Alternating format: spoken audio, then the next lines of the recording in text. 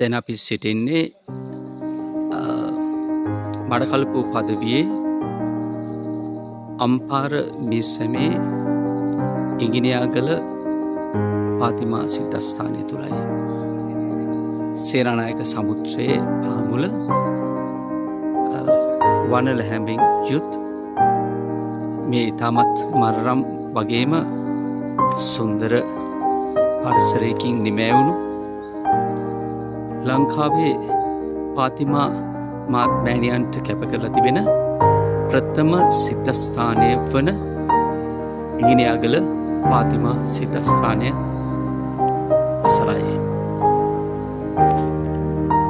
මේ වසරේ අපි මංගල්‍ය පැවැත්වුවා ඔක්තෝබර් වල 79 වෙනි මංගල්‍යය. ලබන වසර වන විට අපි සමරනවා 80 වෙනි ජුබිලිය. ලබන වසරේ මැයි මාසයේ අපි පැවැත්වීමට බලාපොරොත්තු වෙන අතර හැම කෙනෙකුටම අපි ආරාධනා කරනවා පාතිමා සිද්ධස්ථානයේ 80 වෙනි වාර්ෂික මංගල්‍යයට සහභාගී වෙන ලෙස.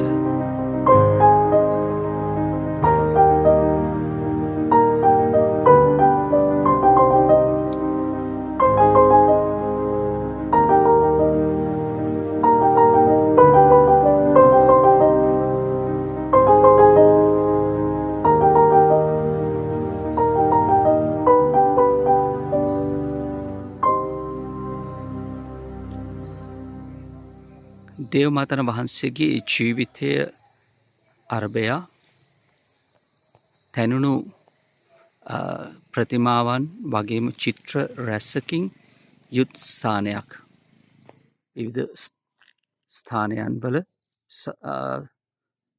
නිර්මාණය කරලා තිබෙනවා.